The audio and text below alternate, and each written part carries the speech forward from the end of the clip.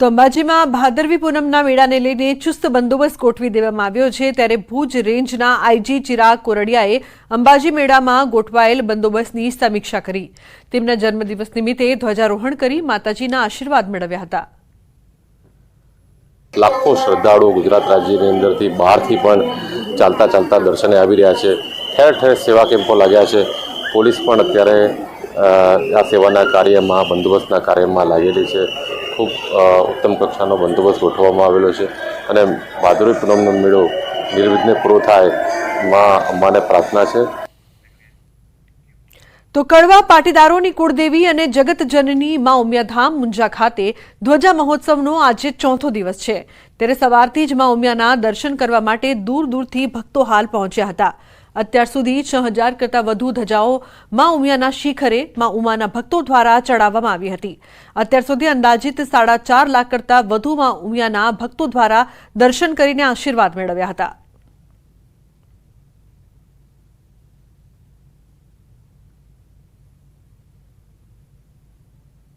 ભારતમાં ડાયાબિટીસ ધરાવતા બાળકોની સંખ્યા 10 લાખ છે અને ગુજરાતમાં આશરે આ બાળકોની સંખ્યા 20,000 છે।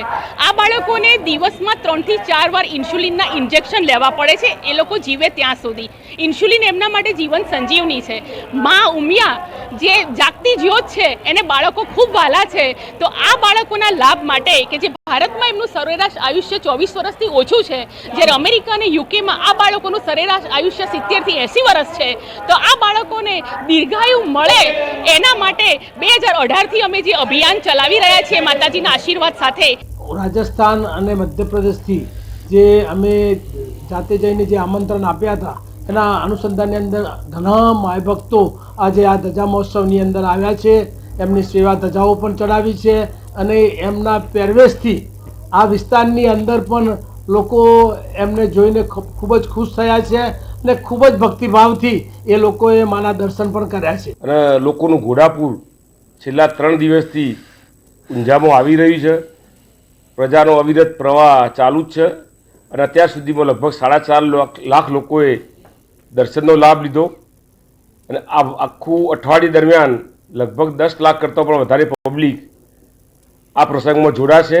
ઉમિયાધામ ઊંઝા ખાતે આજે ધજા મહોત્સવનો ચોથો દિવસ છે। ત્યારે અત્યાર સુધી વાત કરીએ તો 4 લાખ કરતાં વધુ જે ભક્તો હોય છે, ભક્તો દ્વારા માં ઉમિયાના દર્શન કરવામાં આવ્યા છે। તેમજ 6000 જેટલી જે ધજાઓ હોય છે અત્યાર સુધી ચડાવવામાં આવી છે। વાત કરીએ તો ધજા મહોત્સવ દરમિયાન 12000 કરતાં વધુ જે ધજાઓ હોય છે તે માં ઉમિયાના જે શિખર હોય છે ત્યાં ચડાવવામાં આવશે। ત્યારે આજે ચોથો દિવસ છે ત્યારે તમે જોઈ શકો છો સવારથી જ જે માં ઉમિયા ભક્તોની જે લાઈનો હોય છે તે મંદિરે લાગી ચૂકી છે। તમે જોઈ શકો છો કે મોટી સંખ્યામાં જે લોકો હોય છે તે ધજાઓ લઈ અને ઉમિયાધામ ઊંઝા ખાતે પહોંચી રહ્યા છે અને પોતાની આસ્થા સાથે જે પોતાની ધજાઓ હોય છે માં ઉમિયાના શિખરે ચડાવી રહ્યા છે। ત્યારે અનેક નેતાઓ સહિત સામાજિક અગ્રણીઓ અને રાજકીય અગ્રણીઓ ઉમિયાધામ ખાતે પહોંચી રહ્યા છે અને અતૂટ શ્રદ્ધા સાથે જે ધજાઓ હોય છે માં ઉમિયાના શિખરે ચડાવી રહ્યા છે।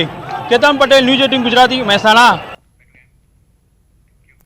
સમાચારમાં આગળ વાત અમરેલીની રાજુલા ગ્રામ્યમાં ધોધમાર વરસાદ વરસી રહ્યો છે। ડુંગર, સાજણવાવ, રાબડા, ડુંગરપરડા સહિતના ગામોમાં સાંબેલાધાર વરસાદ વરસ્યો છે।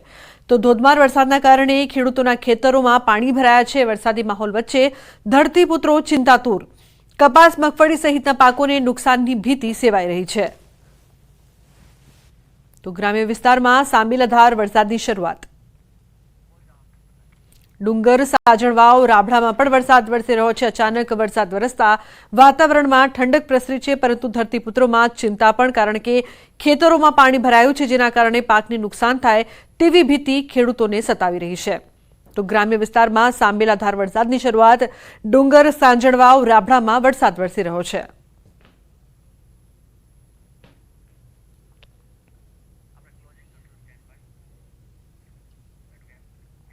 તો બુલેટિનમાં હાલ બસ આટલું જ। તમામ મહત્વપૂર્ણ સમાચાર માટે આપ જોતા રહો ન્યૂઝ 18 ગુજરાતી। નમસ્કાર।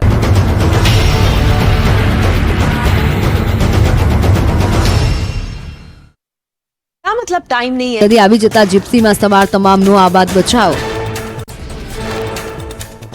ઉત્તરાખંડના અલમોડામાં મેઘતાંડવ, પનાર નદી એકાએક રૌદ્ર સ્વરૂપ ધારણ કરતા નદી વચ્ચે ટાપુ પર 2 લોકો ફસાયા।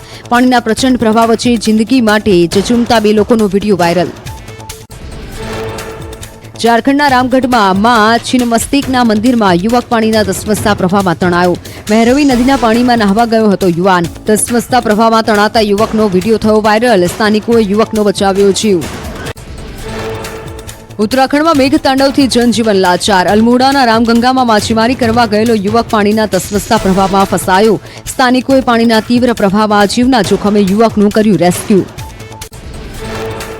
ઉત્તરાખંડમાં મેઘતાંડવ. ધોધમાર વરસાદ થતા ઋષિકેશ હરિદ્વારમાં ગંગા ઘાટ જળમગ્ન. અનરાધાર વરસાદ થતા નદીઓ બની તોફાની. ચારધામ યાત્રા ફરી રોકાઈ. ઋષિકેશમાં મેઘો મુશળધાર. પર્વતો પર સતત વરસાદના લીધે ગંગા નદીના જળસ્તરમાં વધારો થયો. ભાગીરથી, મંદાકિની અને ગંગા નદીએ ભયજનક સપાટી વટાવતા જળબંબાકાર. ઉત્તરાખંડમાં આકાશી આફત. અવિરત વરસાદથી અલ્મોડા બેરાજની જળસપાટીમાં થયો વધારો. નદીઓમાં પાણી છોડાતા નીચાણવાળા વિસ્તારોને એલર્ટ અપાયું. રામપુરમાં પણ કાશી નદી તોફાની બનતા એલર્ટ અપાયું. મધ્યપ્રદેશમાં મેઘો મુશળધાર. ભારે વરસાદના કારણે પાર્વતી નદી તોફાની બની. નદીના નીર રસ્તા પર વહેતા થતા વધી લોકોની સમસ્યા. પાણીના પ્રવાહ વચ્ચે લોકો જીવના જોખમે રસ્તો પાર કરતા દેખાયા. અમરેલી જિલ્લાના દરિયાકાંઠા વિસ્તારોમાં ખાબક્યો વરસાદ. શહેરની સાથે બાબરકોટ, મિતિયાળા સહિતના વિસ્તારોમાં મેઘરાજાએ કરી પધરામણી. તો રાજુલા, જાફરાબાદના ગ્રામ્ય પંથકમાં પણ પવનના સુસવાટા સાથે વરસાદ શરૂ થતા વાતાવરણમાં ઠંડક પ્રસરી. સુરતમાં મેઘરાજા થયા મહેરબાન. અનેક વિસ્તારોમાં જામ્યો વરસાદી માહોલ. અઠવા, મજુરા ગેટ, ઉધના, રાંદેર, વરાછા, સરથાણા સહિતના વિસ્તારોમાં ધોધમાર વરસાદ થતા વાતાવરણમાં ઠંડક પ્રસરી. સુરતમાં મેઘરાજાની ધુઆધાર બેટિંગ. ભારે વરસાદને પગલે રસ્તા પર પાણી ફરી વળ્યા. ઉધના નવસારી રોડ પર પાણી ભરાતા વાહન ચાલકોને ભારે હાલાકી. મુખ્ય માર્ગ પર પાણી ભરાતા ટ્રાફિક જામની સમસ્યા સર્જાઈ. સુરતમાં ધોધમાર વરસાદથી ઠેર ઠેર પાણી જ પાણી. જૂના આરટીઓ સહિત અનેક નીચાણવાળા વિસ્તારોમાં પાણી ભરાયા. મેટ્રો પ્રોજેક્ટના કારણે પાણીનો નિકાલ ન થતા વાહન ચાલકોને મુશ્કેલી ભોગવવાનો વારો આવ્યો.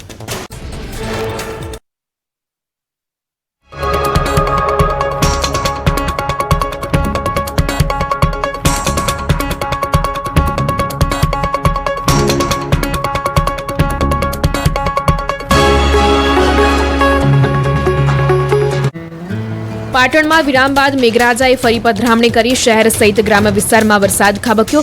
કમલીવાડા સહિતના ગ્રામ્ય પંથકમાં ધીમી ધારે વરસાદ વરસતા વાતાવરણમાં ઠંડક પ્રસરી.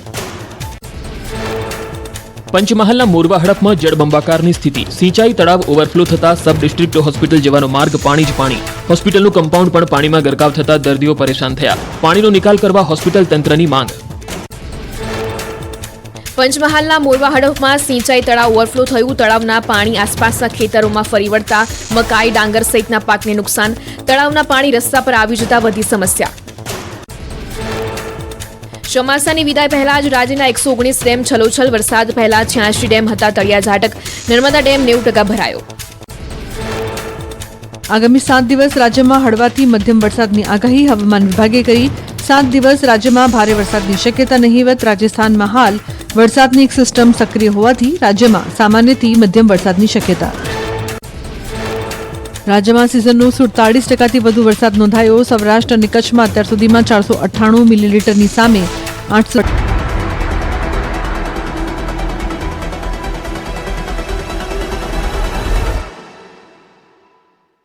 Tirupati edible oils. દરેક તહેવાર હેલ્ધી તહેવાર.